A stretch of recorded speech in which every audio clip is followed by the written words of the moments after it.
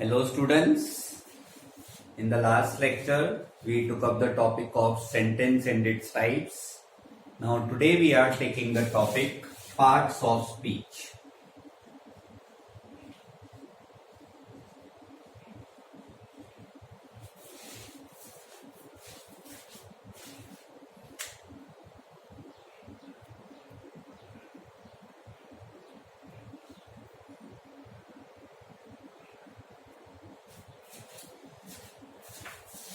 Now students, there are 9 parts of speech.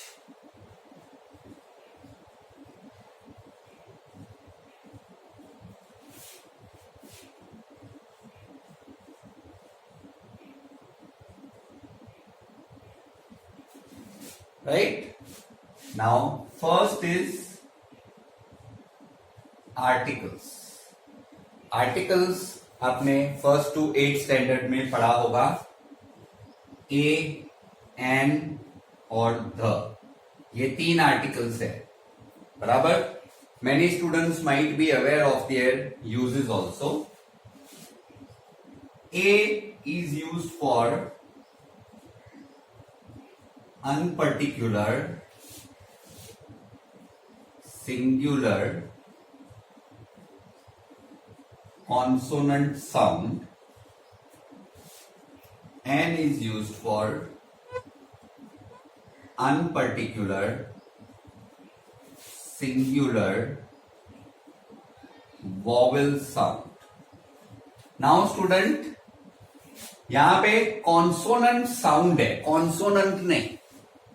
Students को ऐसा लगता है कि वॉवल मतलब ए ई आई ओ यू, लेकिन ये वॉवल साउंड है.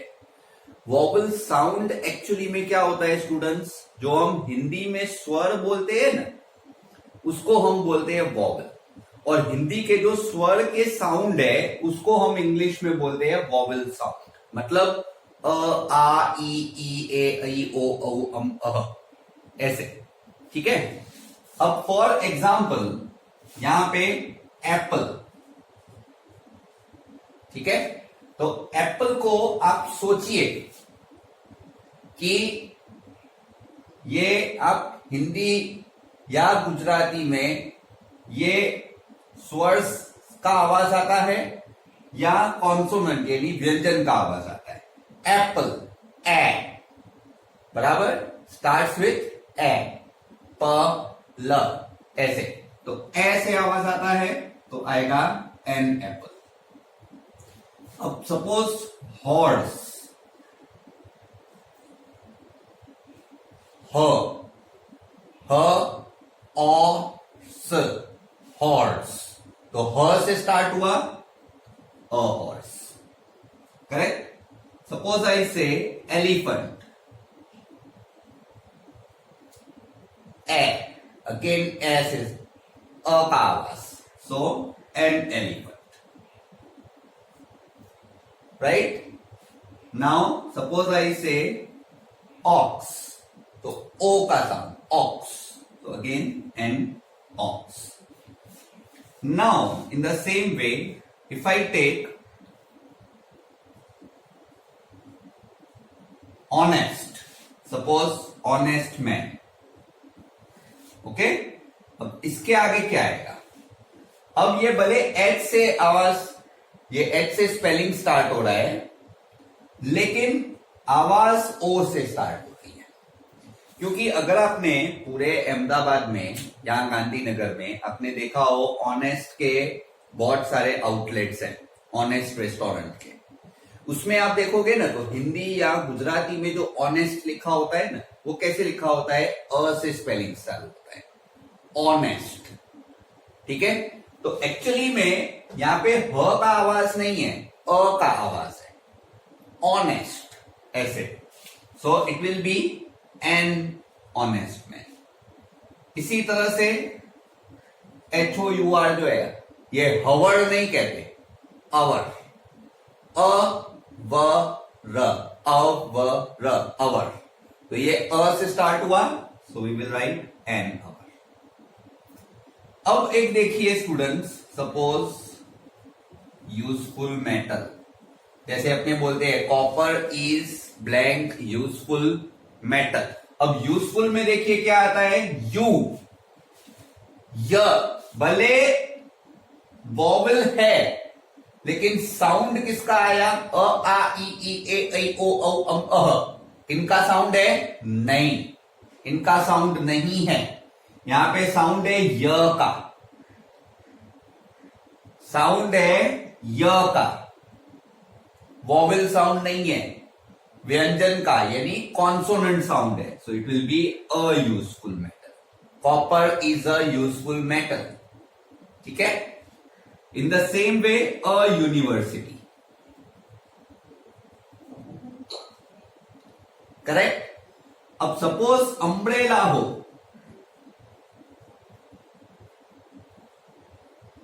अम्ब्रेला, अब इसमें यू से स्टार्ट होता है लेकिन इसका साउंड आप देखिए, अम्ब्रेला, अ से स्टार्ट होता है तो ये स्वर है, तो एन अम्ब्रेला। अब एक देखिए एमएलए,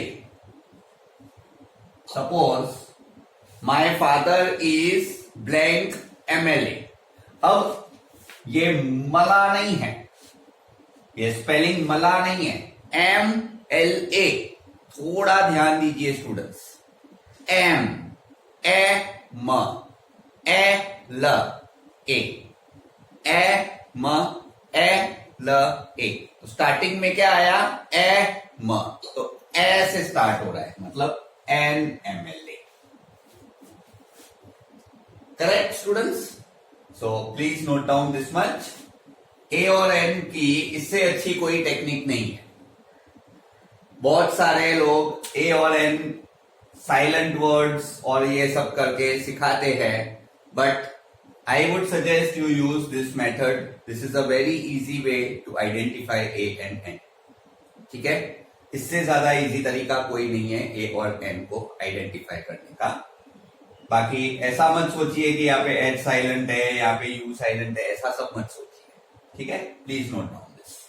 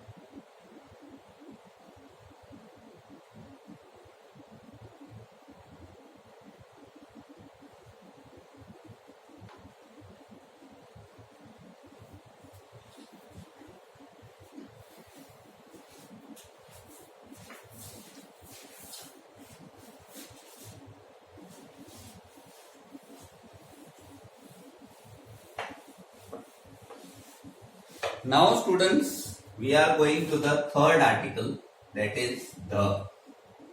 अब ध किस लिए यूज होता है,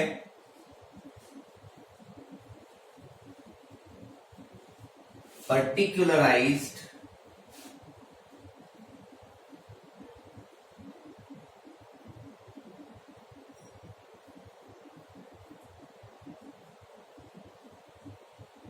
नाउन्स के आगे यूज होता है ध। अब स्टूडेंट्स, पर्टिकुलराइज्ड और अनपर्टिकुलराइज्ड के बीच में डिफरेंस क्या होता है ये समझ लेते हैं। देखिए, एक सेंटेंस है, ठीक है, जैसे कि an apple a day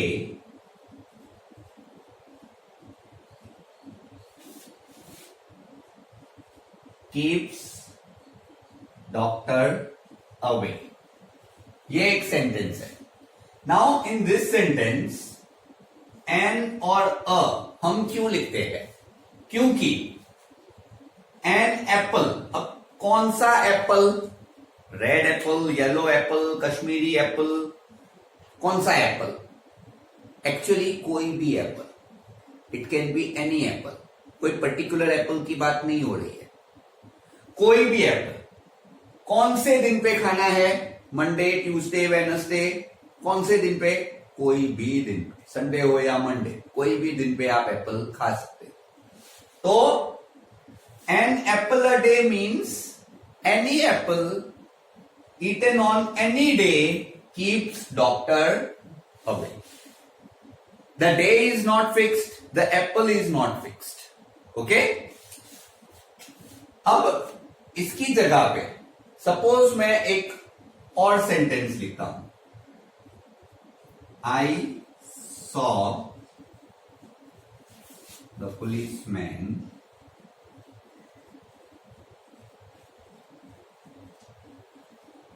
outside our house. अब यहां पे देखिए स्टूडेंट्स, ध आता है। क्यों ध आता है? क्योंकि मैं कोई भी पुलिसमैन की बात नहीं कर रहा हूं। सपोज अगर यहां पे आउटसाइड अवर हाउस की जगह पे ऑन द स्ट्रीट होता तो अ आता।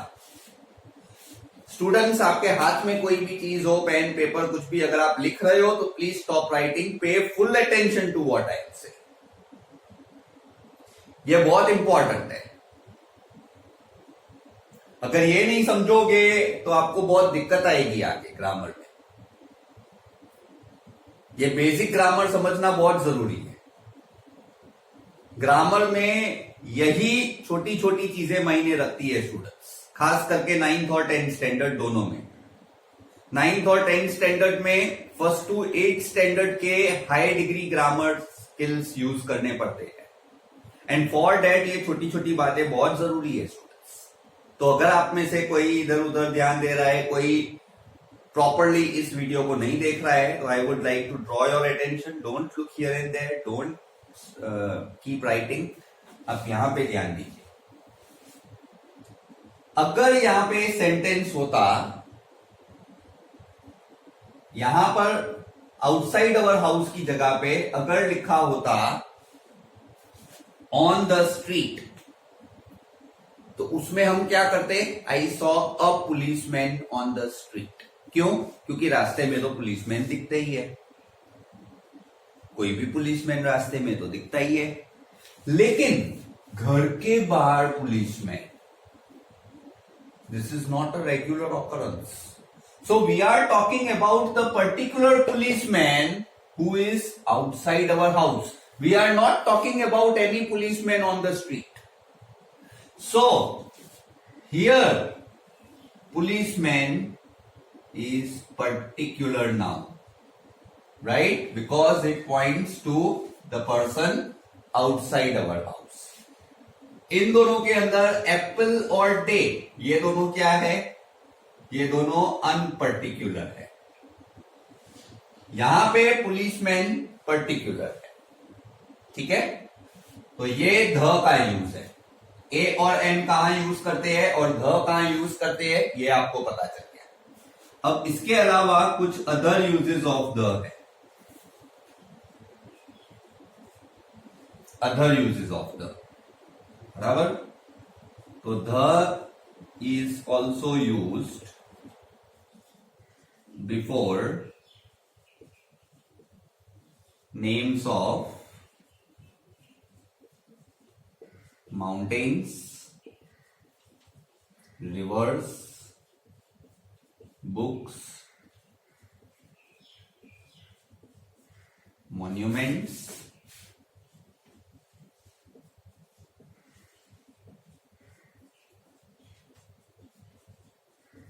countries in short form,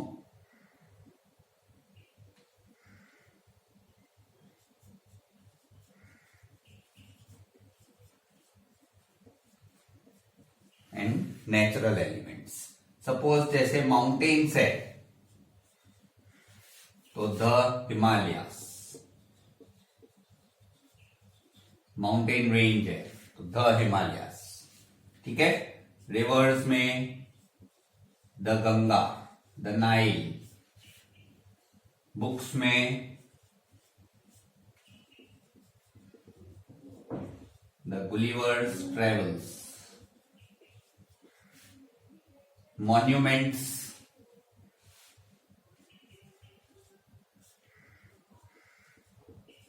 the Taj Mahal, countries in short form, the USA. अब यहां पे स्टूडेंट्स मैं आपको बता दूं, वैसे कंट्रीज के नाम के आगे कभी भी आर्टिकल लगता ही नहीं है, क्योंकि कंट्रीज का नाम प्रॉपर नाउन होता है। लेकिन अगर कंट्रीज का नाम शॉर्ट फॉर्म में लिखा जाए, जैसे यूएसए या यूके, तो आगे ध लगता है।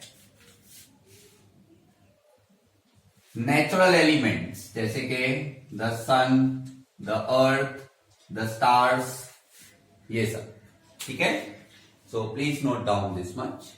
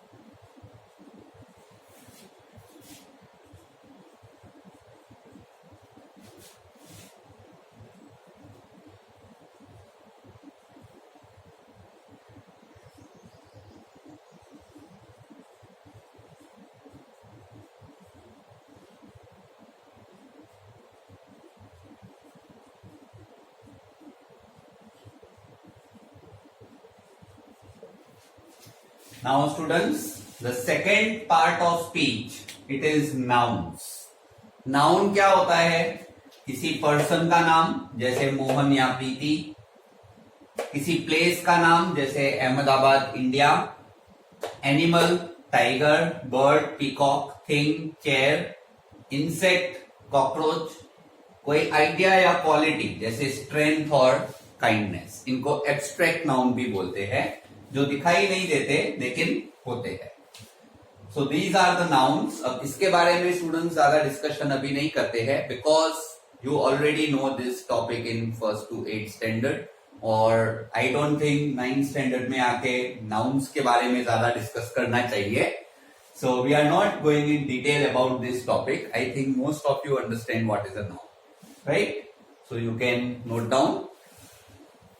Now, next after this,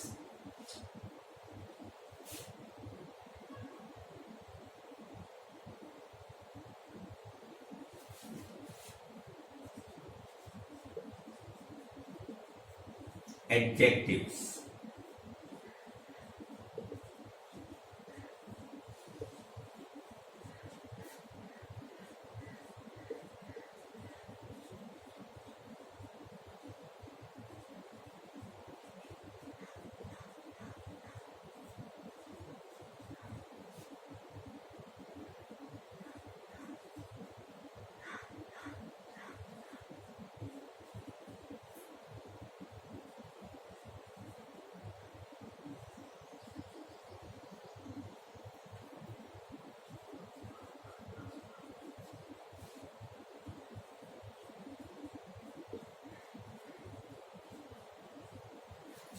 अब एडजेक्टिव स्टूडेंट्स क्या होते हैं? ये नाउन को डिस्क्राइब करते हैं, किस तरह का नाउन है. यूजुअली एडजेक्टिव के बाद तुरंत नाउन आता है, ठीक है, या इन अदर वर्ड्स नाउन्स के पहले एडजेक्टिव आता है.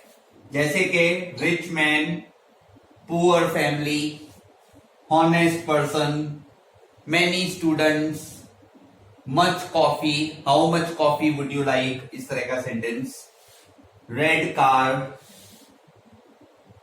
tall fellow or tall man, fat lady, long train, beautiful mountains, sweet taste, right?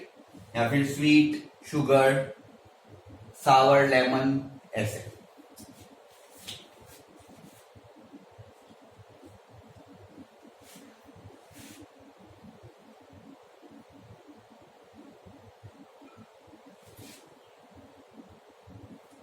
So please note down this much.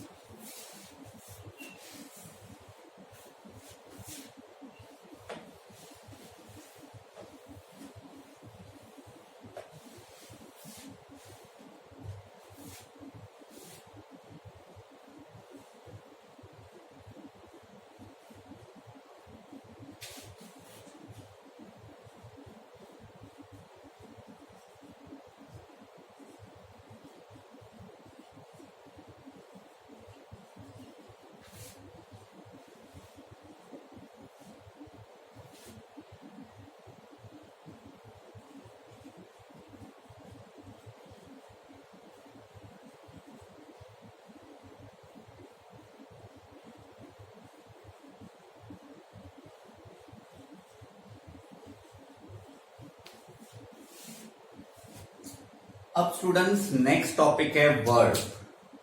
अब वर्ड में होता क्या है? वर्ड ये एक्शन वर्ड्स होते हैं. नाउन जो करता है उसको हम कहते हैं वर्ब, जैसे कि वॉक, सी, सिंग, सिट, लिसन, ये सब एक्शंस है which are performed by the nouns or pronouns.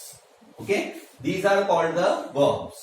अब इसके अलावा स्टूडेंट्स एक और चीज होती है वर्ब में जिसको हम कहते हैं ऑक्सिलियरी वर्ब्स। ऑक्सिलियरी वर्ब्स मतलब हेल्पिंग वर्ब्स। हेल्पिंग वर्ब्स का मतलब ये होता है कि ये मेन वर्ब नहीं है, लेकिन मेन वर्ब का टेंस या फिर कोई और पर्पस के लिए इन हेल्पिंग वर्ब्स को लगाया जाता है। हेल्पिंग वर्ब्स के एग्जांपल्स है is, am, are, was, were, has, have, had, will, shall, could, can, would, should, may, must, etc. Helping verbs बहुत सारे होते हैं। मेन वर्ब हेल्पिंग वर्ब के पीछे आता है। कई बार हेल्पिंग वर्ब जो है वो टेंस के लिए होते हैं, जैसे is, am, are present tense, was, were past tense, has, have, had ये परफेक्ट टेंसेस के लिए, विल, शैल फ्यूचर टेंस के लिए, कुड जो है, कैन है ये पर्टिकुलर पर्पस के लिए, शुड एडवाइस के लिए होता है, मे आई कम इन ये परमिशन के लिए यूज होता है, कैन एबिलिटी के लिए यूज होता है, वुड डिटर्मिनेशन के लिए यूज होता है। तो ये ऑक्सिलरी वर्ब्स जो है ये मेन वर्ब के आगे आते हैं, पहले आते हैं और इनका कोई पर्पस होता है। ठीक है, तो दो तरह के वर्ब्स होते हैं, एक मेन वर्ब और दूसरे हेल्पिंग वर्ब्स।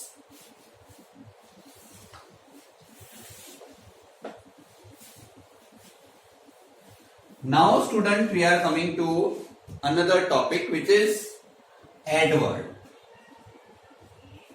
अब थोड़ा ध्यान दीजिएगा स्टूडेंट्स, ये थोड़ा कंफ्यूजिंग हो सकता है। एडवर्ब्स, एडवर्ब्स क्या होते हैं? ये डिस्क्राइब करते हैं अ वर्ब, एन एडजेक्टिव और another adverb. Students, this can be a little bit confusing. बहुत सारे बच्चों को लगता है एडजेक्टिव जैसे नाउन को डिस्क्राइब करता है वैसे एडवर्ब वर्ब को डिस्क्राइब करता है। करेक्ट है, लेकिन एडवर्ब खाली वर्ब को डिस्क्राइब नहीं करते, एडजेक्टिव खाली नाउन को ही डिस्क्राइब करते हैं। ध्यान से सुनिएगा, एडजेक्टिव खाली नाउन को ही डिस्क्राइब करते हैं, लेकिन एडवर्ब वर्ब को तो डिस्क्राइब कर ही सकते हैं, लेकिन एडजेक्टिव और एडवर्ब को भी डिस्क्राइब करते हैं। I will give you some examples.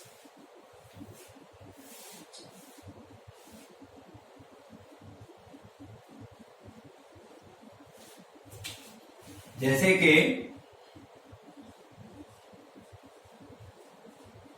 The horse ran fast. अब यहां पे the horse ये सब्जेक्ट है, मतलब हॉर्स नाउन है। हॉर्स क्या कर रहा है? ran, तो ये वर्ब है। ran is the action of the horse, ये वर्ब है। How the horse is running fast, तो ये एडवर्ब है। अब यहां पे ये एडवर्ब किसको डिस्क्राइब कर रहा है? It is describing verb. यहां पे ये एडवर्ब फास्ट इस वर्ब को डिस्क्राइब कर रहा है। किसको? रैन को। ऐसे, ठीक है। अब एक और एग्जांपल मैं देता हूं आपको।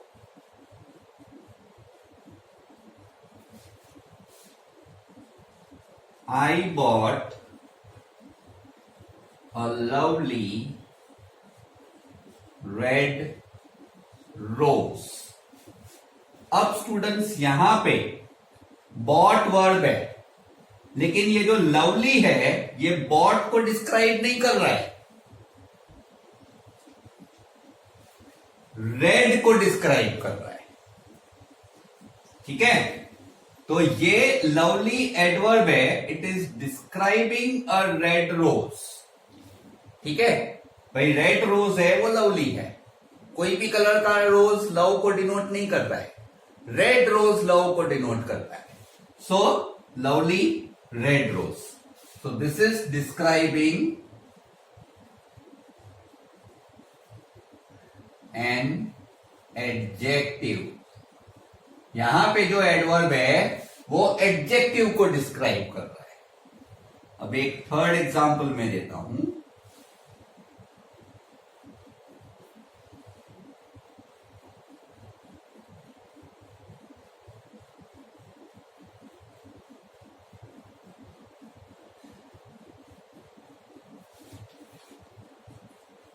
He spoke too loudly। अब यहां पे देखिए स्टूडेंट्स, ही प्रोनाउन है। ही क्या कर रहा है? स्पोक मतलब बोल रहा है, तो स्पोक वर्ब है। लाउडली मतलब किस तरह से बात कर रहा है? ही स्पोक लाउडली, तो लाउडली जो है वो स्पोक को डिस्क्राइब कर रहा है। तो लाउडली एक एडवर्ब है जो वर्ब को डिस्क्राइब कर रहा है। ध्यान से सुनिए स्टूडेंट्स, ही प्रोनाउन है, स्पोक वर्ब है, लाउडली एडवर्ब है जो स्पोक को डिस्क्राइब कर रहा है, और ये जो टू है ये लाउडली को डिस्क्राइब कर रहा है। मतलब ही स्पोक लाउडली, कितना लाउडली? कुछ ज्यादा ही लाउडली, टू लाउडली। तो ये जो टू है ये भी एक एडवर्ब है, लेकिन ये दूसरे एडवर्ब को डिस्क्राइब कर रहा है। तो ये डिस्क्राइब्स एन एडवर्ब। समझ गए आप लोग? सो please note down this, and students please be particular while noting down the things, no mistakes allowed।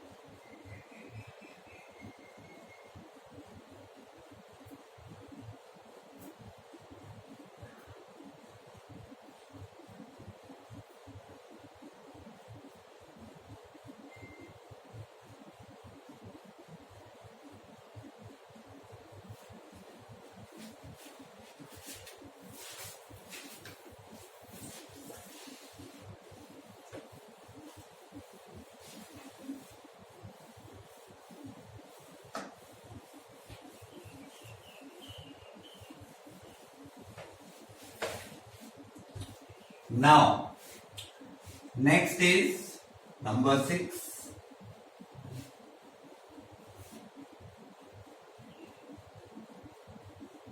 Pronoun.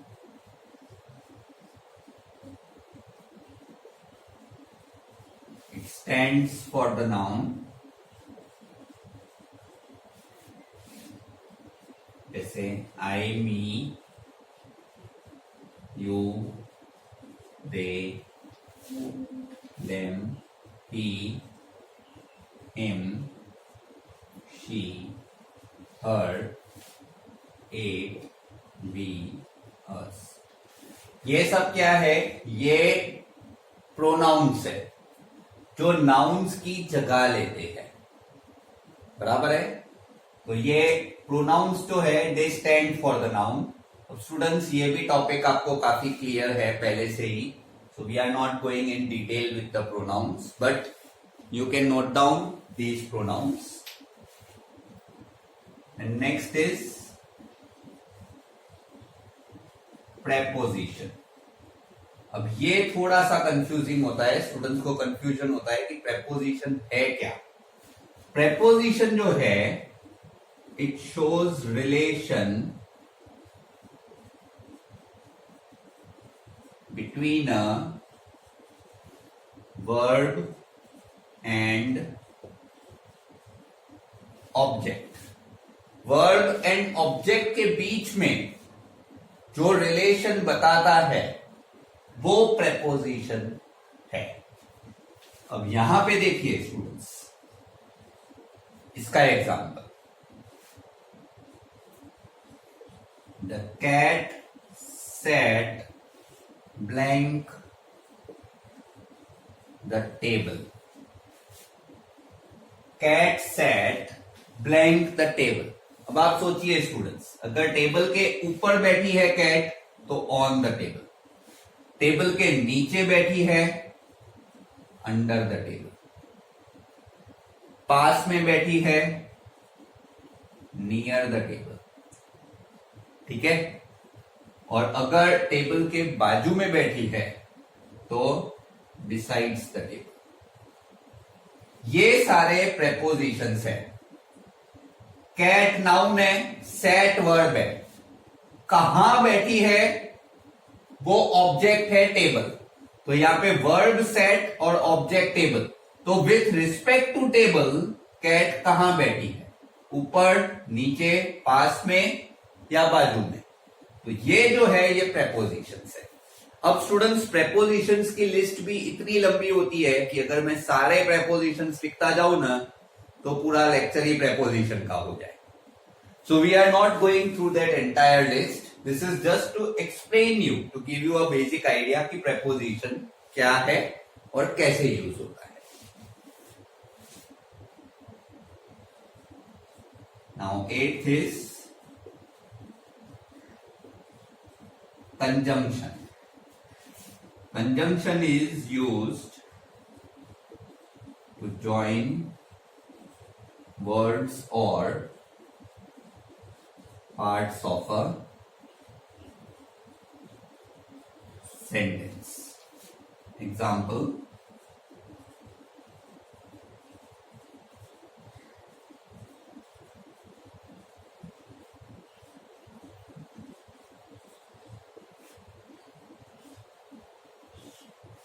Ram and Shyam are friends.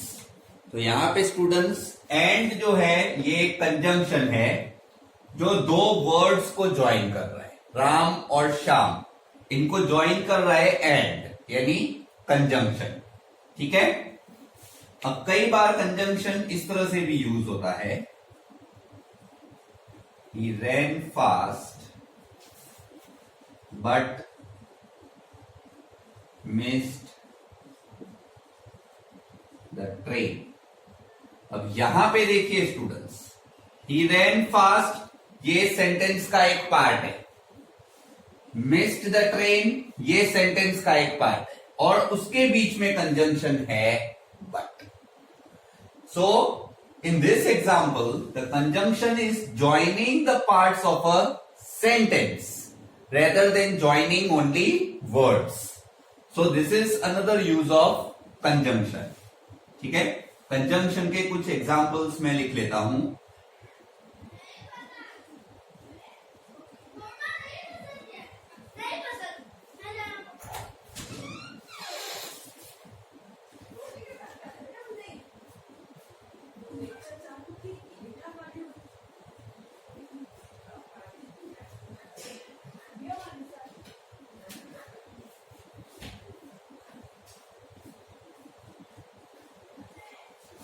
तो स्टूडेंट्स ये सारे कंजंक्शंस है, for, and, but, so, yet, or, not, who, which, that, etcetera. ऐसे और भी आ सकते हैं, because, as, if, unless, when, where, ये सब भी कंजंक्शंस है। That is why I have written etcetera. So please note down this.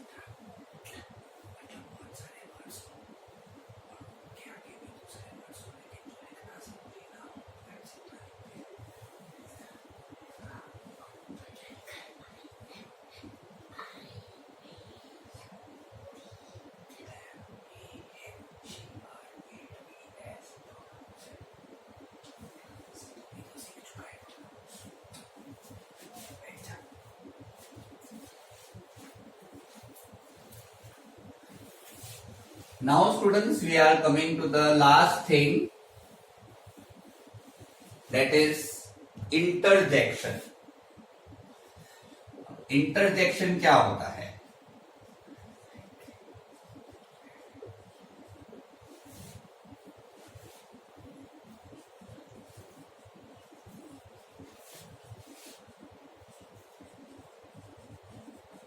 It conveys exclamations,